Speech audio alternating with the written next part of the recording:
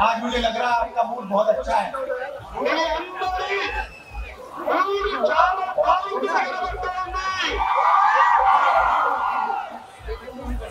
मुझे लग रहा है कि केसीआर चुनाव में हारने जा रहे हैं।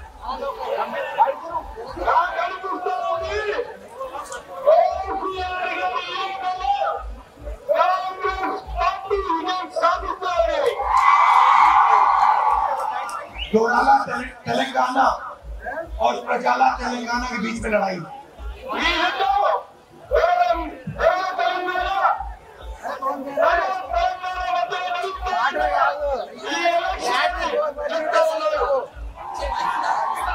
राजा और प्रजा के बीच में लड़ाई है।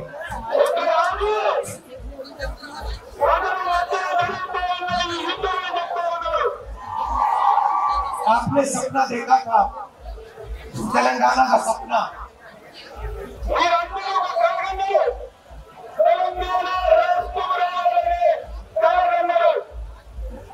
पहले दूर से लोग आप पर राज करते थे,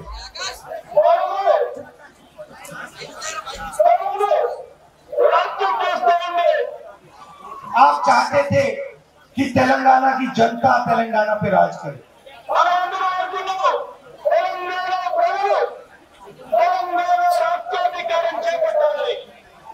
और पता लगा 10 साल हो गए, आपके चीफ मिनिस्टर आपसे दूर दूर होते गए, दूर होते गए, दूर होते गए।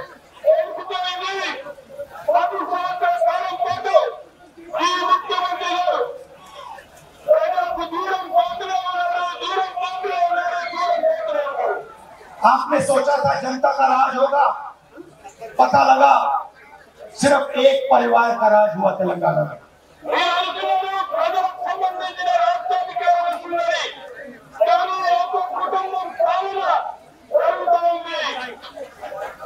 पूरा का पूरा कंट्रोल एक परिवार के हाथ है।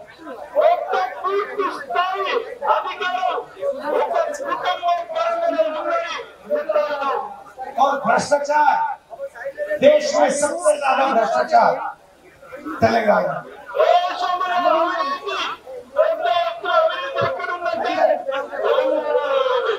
तेलंगाना का मॉडल दूसरे स्टेटों में जाता है, एक्सपोर्ट होता है।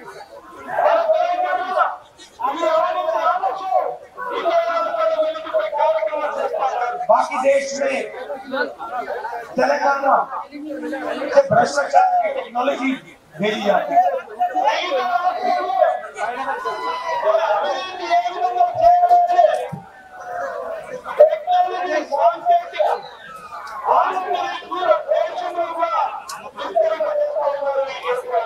और सबसे ज्यादा नुकसान तेलंगाना की जनता को हो रहा है, महिलाओं को हो रहा है, युवाओं को हो रहा है।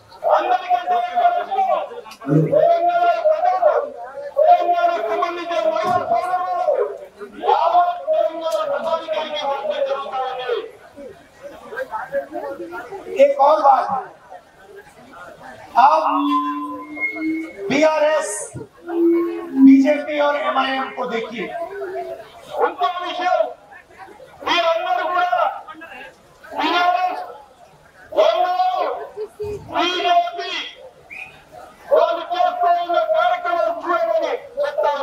आप एक चीज नोट करिए, ये तीनों के तीनों कांग्रेस पार्टी पर आक्रमण करते हैं।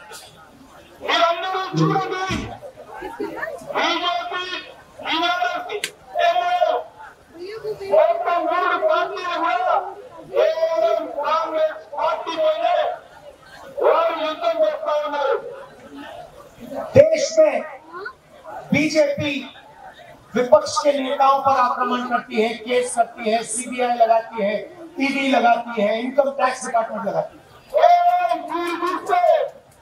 बीजेपी केंद्र ప్రభుత్వం ప్రతిపక్షాల మీద ED case, CBI case, income tax కేసులు చేస్తూ భయభ్రాంతులు చేస్తా ఉన్న వైరం మీరందరూ కూడా చూస్తూ ఉన్నారు। बीजेपी विपक्ष को डराने के लिए केस करती है। बीजेपी वाले विपक्षाలను బెదిరించడానికి, అదిలించడానికి కేసులు పెడతారు। मैं आपसे सवाल पूछना चाहता हूं, आपके चीफ मिनिस्टर पे कोई इंक्वायरी क्यों नहीं हो रही?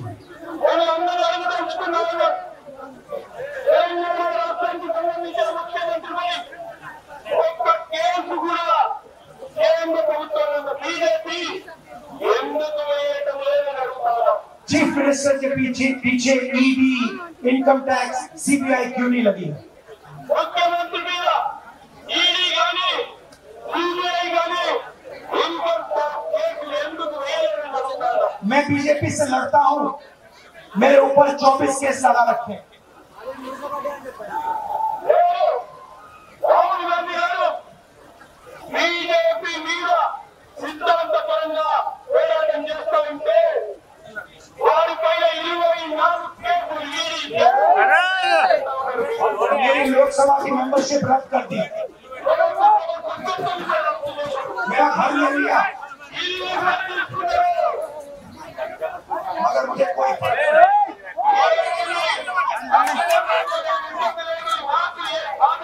मेरी लड़ाई विचारधारा की लड़ाई है, आरएसएस और बीजेपी के साथ लड़ाई है।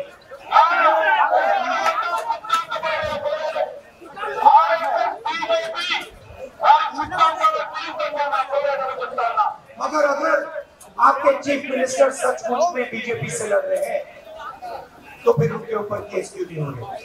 उनके पीछे सीबीआई, इनकम टैक्स डिपार्टमेंट क्यों नहीं लगाया?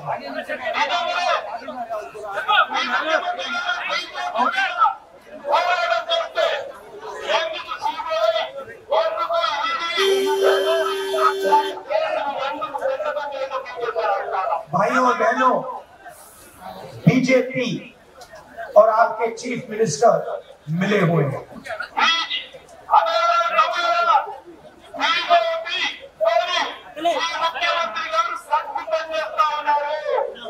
बीआरएस और बीजेपी एक साथ काम कर रहे हैं।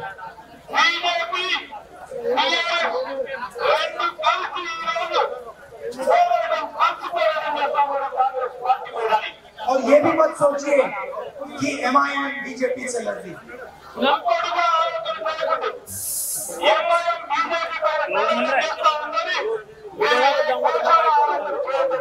मेरे को नहीं मिल रहा। अब एक काम कीजिए, जहां भी कांग्रेस पार्टी बीजेपी से लड़ती है, चाहे वो असम हो, बाकी प्रदेश हो, आप जाके देखिए, एमआईएम अपने कैंडिडेट कांग्रेस पार्टी को डिस्टर्ब करने के लिए डालती है।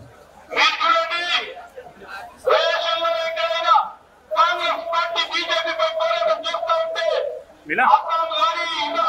मैं वाइट करूं?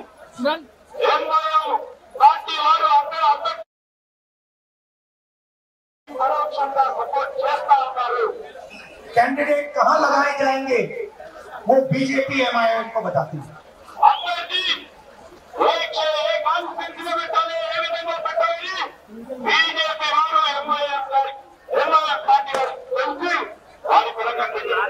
ये सच्चाई है।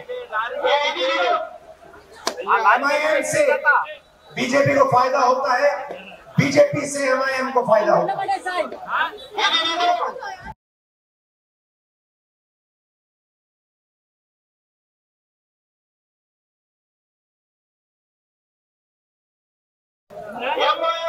बीजेपी की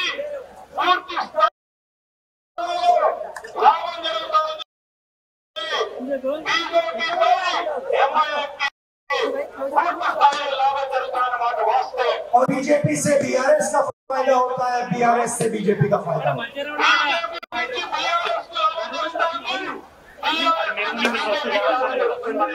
और नुकसान तेलंगाना की जनता को।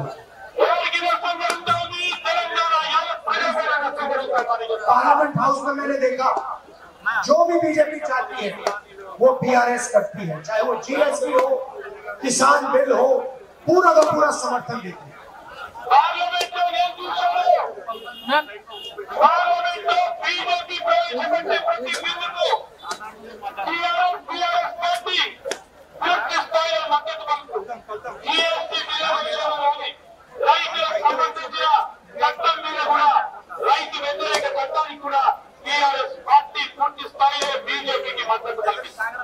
भाई और बहनों, मैं आज आपसे और बहुत जरूरी बात करना चाहता हूँ। మీతోని మరొక ముఖ్యమైన విషయం మాట్లాడదలుచుకున్నాను. देश में सबसे बड़ा मुद्दा कास्ट सेंसस का मुद्दा है। ఈ దేశంలో చాలా పెద్ద అంశము కులం తెలంగాణ. कास्ट सेंसस देश को दिखाएगा कि देश में किसकी कितनी भागीदारी है।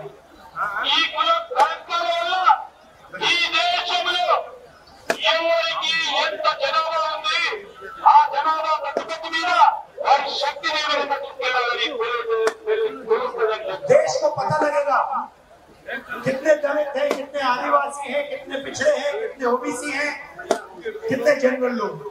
మొత్తం యావత్ దేశానికి తెలుస్తుంది ఎంతమంది ఓబీసీలు ఉన్నారు, ఎంతమంది ఎస్టీలు ఉన్నారు, ఎంతమంది ఎస్టీలు ఉన్నారు, ఎంతమంది మైనారిటీలు ఉన్నారు. ప్రతి ఒక్క పౌరుడికి తెలియజేసే కార్యక్రమం జన గణాంకాలకు సంబంధించిన సర్వే చేయమంటా ఉన్నాం. कास्ट सेंसस एक्सरे जैसा है। ఈ కుల గణాంకాలు ఏ విధంగా ఉన్నాయంటే మన హాస్పిటల్ పోతే ఎక్స్రే తీస్తే ఆ ఎక్స్రే తీసే విధంగా ఈ విధంగా సర్వే చేయమని కోరుతాం. जैसे किसी को चोट लगती है तो पहला काम करते हैं, एक्सरे करते हैं, पता लगाते हैं कि हड्डी टूटी है, कैसी टूटी है। ఎప్పుడైనా వారికైనా దెబ్బ తాకితే ఏదైనా పక్క ఇరిగితే ఎక్స్రే తీసినప్పుడు ఏ విధంగా జరిగింది, ఎట్లా జరిగింది, దాని చికిత్స ఏ విధంగా చేయాలని తెలియపడుతుంది కనుక कास्ट सेंसस से ये पता लग जाएगा कि हिंदुस्तान का जो धन है वो कैसे बांटा जा रहा है।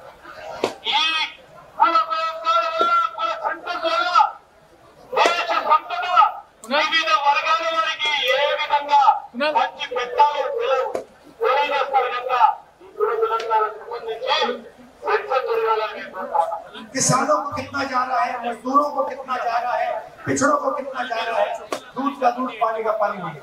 ఈ రోజు రైతులకు ఎంత సంపద ఎంత ఉంది, అదే విధంగా కార్మికులకు కానీ మరి అదే విధంగా ఎస్సీ ఎస్టీ బీసీలకు ఈ సంపద ఏ విధంగా విభజన జరుగుతూ ఉందని मैं आपको छोटा सा उदाहरण देना चाहता हूँ।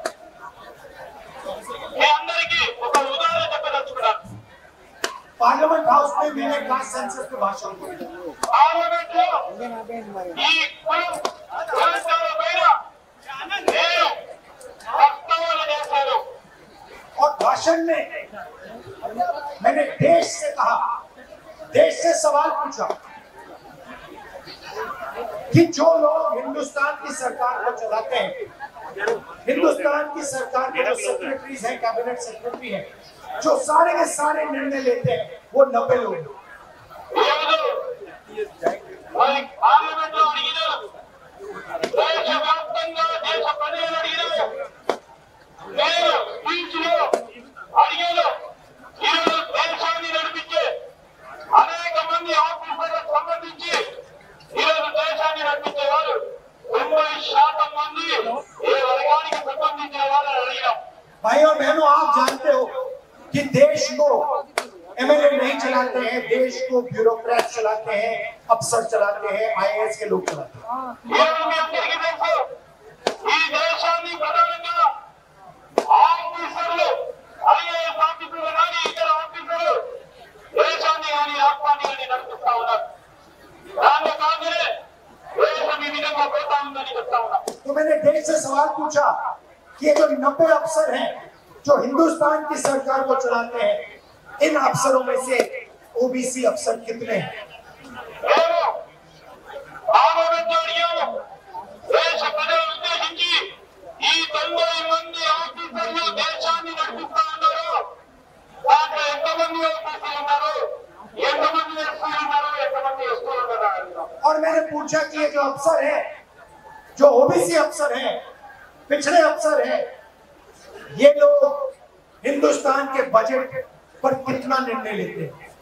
నేను అడిగాను, ఓబీసీ ఆఫీసర్లు కానీ ఎస్సీ ఎస్టీ ఆఫీసర్లకు సంబంధించిన వారు ఈ మన దేశానికి సంబంధించిన బడ్జెట్ కు సంబంధించి వారి ప్రమేయం ఎంత ఉంది, వారికి వాటా పరంగా ఇచ్చే క్రమంలో డిపార్ట్మెంట్ పరంగా వారి సంఖ్య ఏ విధంగా ఉందని అడిగాం. भाई और बहनों, इन 90 अफसरों में से सिर्फ 3 अफसर ओबीसी के आते हैं। ఈ 90 మంది ఆఫీసర్లు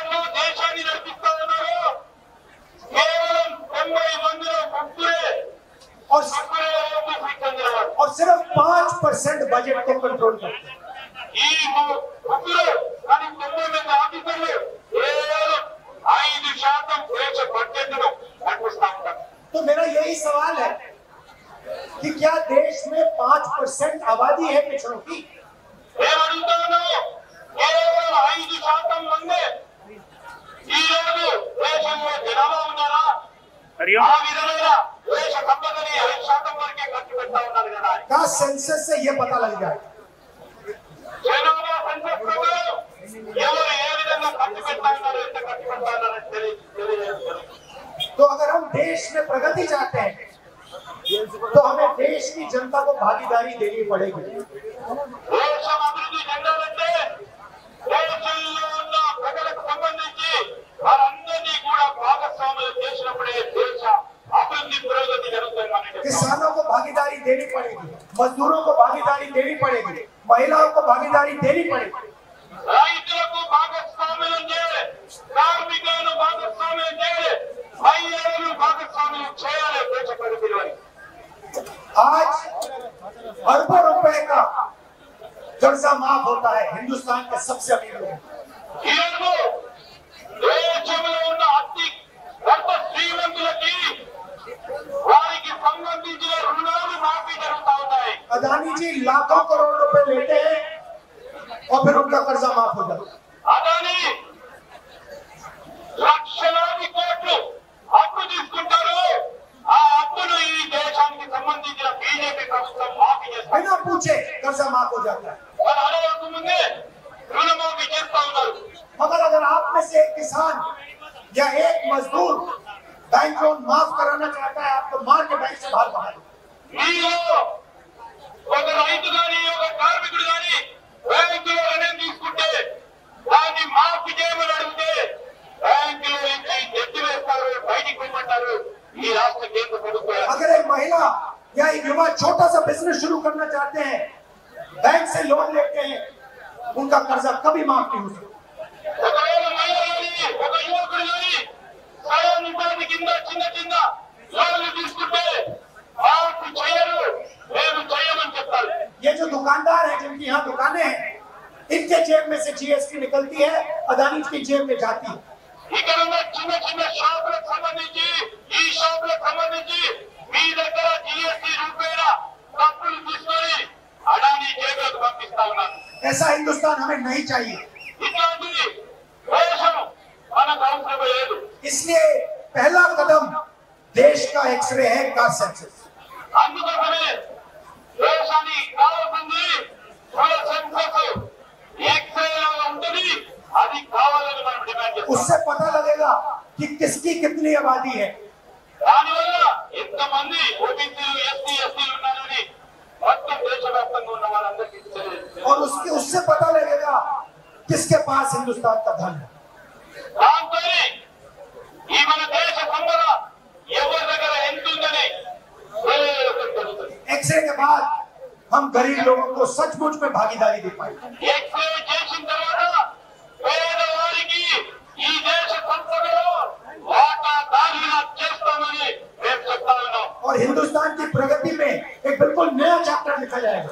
మొత్తం యావత్ దేశం సంబంధించిన ప్రగతిలో కొత్త కొత్త ఊపుతో కొత్త శతకాలు మొదలు పెట్టామని చెప్తా ఉన్నారు. मगर जब मैं कास्ट सेंसस की बात उठाता हूँ तो ना आपके चीफ मिनिस्टर कुछ कहते हैं, ना नरेंद्र मोदी जी कुछ कहते हैं।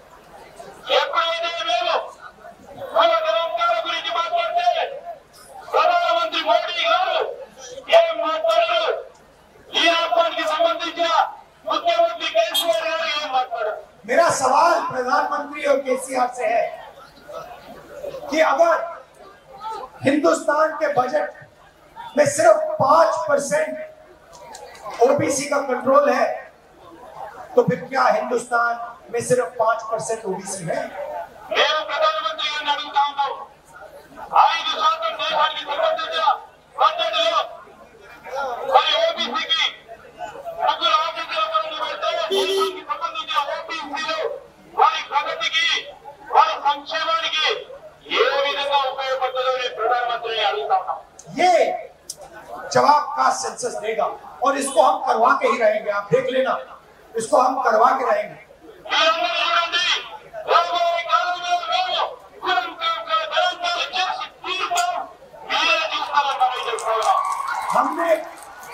हमने अपने स्टेट्स में ऑर्डर दे दिया है, छत्तीसगढ़ में, राजस्थान में, कर्नाटक में हमने कास्ट सेंसस का ऑर्डर दे दिया है।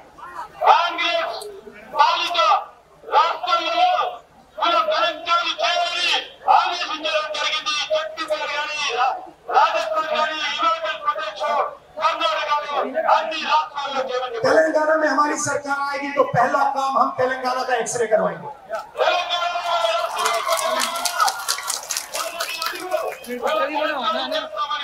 आपको ये जो दर्द हो रहा है, जो आपको दबाया जा रहा है, आपको मारा जा रहा है, पहला कदम एक्सरे होगा।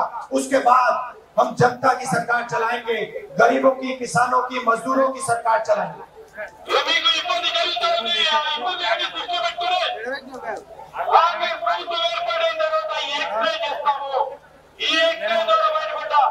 అనేక అంశాల విషయంలో ఈరోజు రైతులకు కానీ, కార్మికులకు కానీ, మహిళలకు కానీ, ఎస్సీలకు కానీ, ఎస్టీలకు కానీ, మరి బీసీలకు కానీ అందరికీ కూడా మేలు చేసే కార్యక్రమాన్ని చేపట్టారు। भाई और बहनों, एक्सरे से ये भी पता लग जाएगा कि चीफ मिनिस्टर के परिवार ने तेलंगाना का कितना पैसा लूटा है। మీ అందరికీ తెలియజేద్దాం అనుకుంటున్నారు, ఈ రోజు ముఖ్యమంత్రి గారి కుటుంబం తెలంగాణకు సంపద, మనందరి సంపద ఏ విధంగా లూటీ చేస్తా ఉన్నారో మేము తెలియజేద్దాం। लाखों करोड़ रुपए आपसे छीने गए हैं, లక్షలాది రూపాయలు మీ దగ్గర నుంచి తీసుకున్నారు। कर्नाटक में हमने जनता को पैसा देने का काम किया। कर्नाटकలో రాష్ట్రానికి సంబంధించిన సంపద ఆ రాష్ట్ర ప్రజలకు అందజేయడానికి నిర్ణయం తీసుకున్నాం, అమలు జరుగుతా ఉంది। महिलाओं को फ्री में बस टिकट, అక్కడ మహిళలందరికీ కూడా ఫ్రీ బస్ టికెట్ ఇవ్వడం జరిగింది। వారి రుణాల మాఫీ కూడా, किसानों के बैंक अकाउंट में पैसा, రైతుల బ్యాంక్ అకౌంట్లో డబ్బులు వేయడం। छत्तीसगढ़ में हम छत्तीसगढ़ के किसानों को धान के लिए हिंदुस्तान में सबसे ज्यादा पैसा देते हैं। రైతు సోదరులకు వారి ధాన్యం కొనుగోలు విషయంలో దేశవ్యాప్తంగా ఉన్న ధరల కంటే ఎక్కువ ధర ఇచ్చుకుంటా ఉన్నాం। राजस्थान में कांग्रेस की सरकार 25 लाख रुपए हर व्यक्ति को स्वास्थ्य के लिए देती है, इंश्योरेंस में। राजस्थान कांग्रेस पार्टी ప్రభుత్వంలో ప్రతి ఒక్కరికి ఆరోగ్యపరంగా ఉన్న బీమా 25 లక్షల రూపాయలు हम यहाँ आपसे झूठे वायदे करने नहीं आए हैं।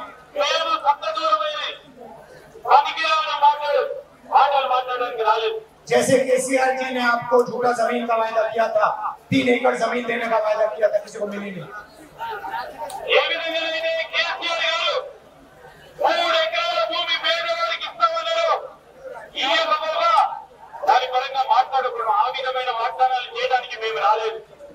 यहाँ महिलाएं आई हैं, मैं आपको बताना चाहता हूँ,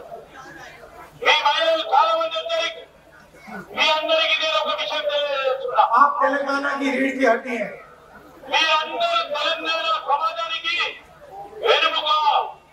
आप तेलंगाना को रास्ता दिखाती हैं, तेलंगाना के भविष्य को आप सिखाती हैं।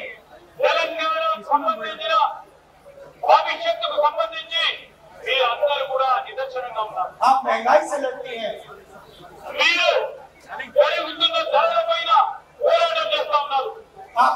आपको बेरोजगारी से चोट लगती है।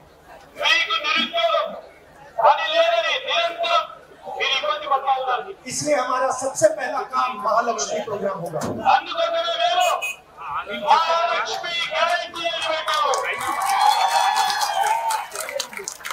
अभी देखिए, सब कुछ बड़े खुश हो रहे हैं,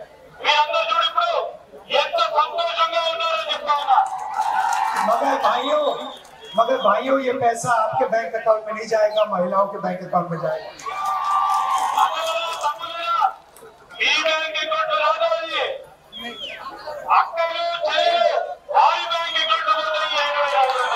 2,500 रुपए हर महीने तेलंगाना की महिलाओं के बैंक अकाउंट में आए।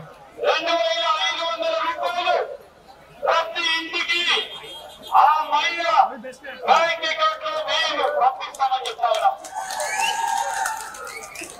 बाकी देश में आप 1000 रुपए का सिलेंडर खरीदती हैं, तेलंगाना में आप 500 रुपए का सिलेंडर खरीदती हैं। మిగతా దేశంలో ఈరోజు మహిళలందరూ 1000 రూపాయలు గ్యాస్ మందు కొంటా ఉన్నారు. తెలంగాణలో కాంగ్రెస్ ప్రభుత్వం ఏర్పడిన తర్వాత 500 రూపాయలకే గ్యాస్ మందు కొంటున్నారు. और बहनों और माताओं, सरकार आने के बाद तेलंगाना में जब आप बस में जाएंगी आपको 1 रुपया नहीं देना पड़ेगा। అమలరా అక్కడరా తెలంగాణలో కాంగ్రెస్ ప్రభుత్వం ఏర్పడిన తర్వాత మీరు బస్సులో ప్రయాణిస్తే ఎక్కడికి ప్రయాణం చేసినా 1 రూపాయి కూడా आप फ्री में, जैसे कर्नाटका की महिलाएं जाती हैं, आप फ्री में तेलंगाना के कोने कोने में बस में जा सकेंगी। ఉచితంగా ఫ్రీగా ఈ రాష్ట్రంలో నలుమూలల మీద ఎక్కడ తిరిగినా ఉచితంగా మహిళలు ఫ్రీగా ప్రయాణం చేయవచ్చు. मगर आप एक काम जरूर कीजिए, అలా ఒక పని చేయాలి తప్పకుండా అడుగుతా ఉన్నాం. जब नरेंद्र मोदी जी आएंगे या केसीआर जी आपको भाषण देंगे तो आप उनसे एक सवाल पूछिए। ఎప్పుడైతే నరేంద్ర మోడీ గారు వస్తారో కేసీఆర్ గారు వస్తారో తప్పకుండా ఒక ప్రశ్న మీరందరూ కూడా అడగాల్సిన అవసరం ఉంటుంది. उनसे कहना आपने 10 साल हमें भाषण दिए, వాళ్ళు అడగండి 10 సంవత్సరాల కాలం పాటు మీరు ఆత్మహత్యలే పోతా ఉన్నారు, మాటలు చెప్తూనే పోతా ఉన్నారు అని. अब आप हमें बताइए आप तेलंगाना का एक्सरे कब कराने जा रहे हो? ఇప్పుడు ఒకటే అడగదలుచుకున్నాము, కేసీఆర్ గారు మోడీ గారు ఇంతకుముందు చెప్పినట్టు తెలంగాణ సమాజానికి సంబంధించి ఈ రుగ్మతలకు సంబంధించి దాని పరిష్కార మార్గం గురించి तेलंगाना को, ఏ విధంగా ఎప్పుడు చేపడతారు? तेलंगाना के गरीब लोगों को तेलंगाना के धन के बारे में सच्चाई कब बताने जा रहे हो? ఈ రోజు తెలంగాణకు సంబంధించిన పేద బలహీన బడుగు మైనారిటీ వర్గాలకి తెలంగాణ సంపద గురించి ఎప్పుడు చెప్తారని అడగండి అని అంటున్నాం. 2004 में कांग्रेस पार्टी ने आपको वादा किया था तेलंगाना, 2004లో తెలంగాణ ప్రజలకి తెలంగాణ రాష్ట్రం ఇస్తామని కాంగ్రెస్ పార్టీ వాగ్దానం ఇచ్చింది. वो हमने वायदा पूरा किया, सोनिया गांधी जी ने पूरा किया। వాళ్ళ నాయకురాలు సోనియా గాంధీ గారు వాళ్ళ మాట నిలబెట్టుకున్నారు, ఆ వాగ్దానాన్ని నెరవేర్చారు, తెలంగాణ రాష్ట్రాన్ని ఇచ్చారు. तेलंगाना के सपने पूरे करने के लिए तेलंगाना को एक्सरे की जरूरत है।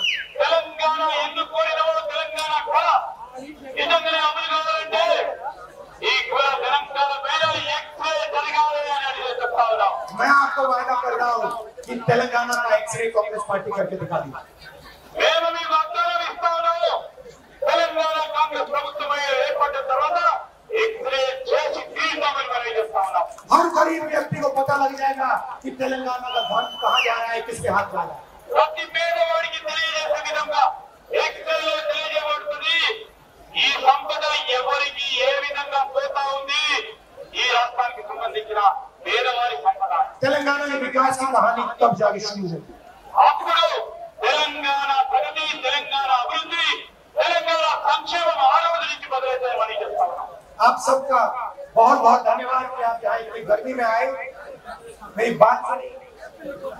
మీ అందరికీ హృదయపూర్వకంగా పేరు పేరున కృతజ్ఞతలు తెలియజేస్తా ఉన్నాను. ఇంత ఎండైనా మీరందరూ కూడా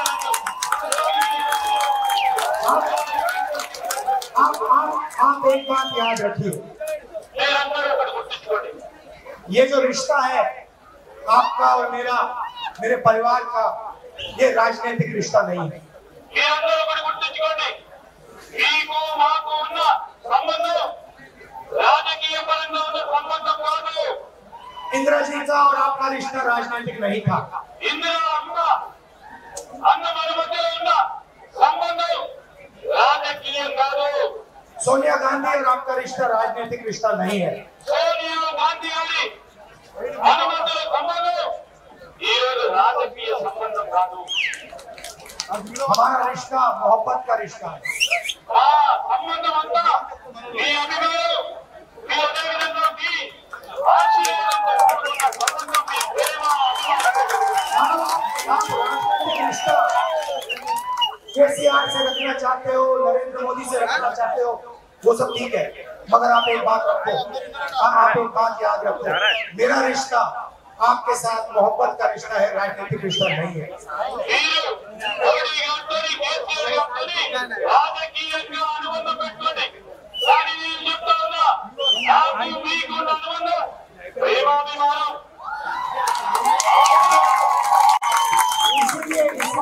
इसलिए मैं कल अपनी बहन को लाया।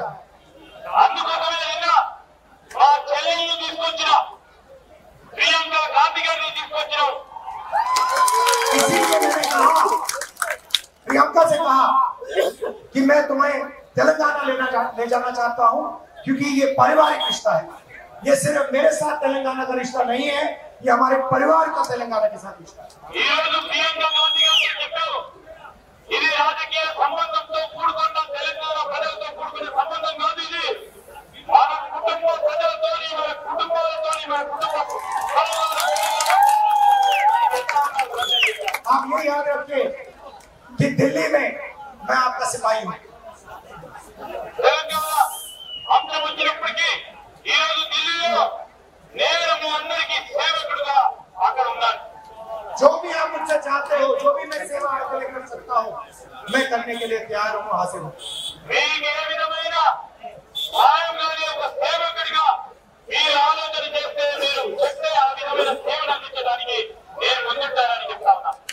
आप सबका बहुत बहुत धन्यवाद। नमस्कार।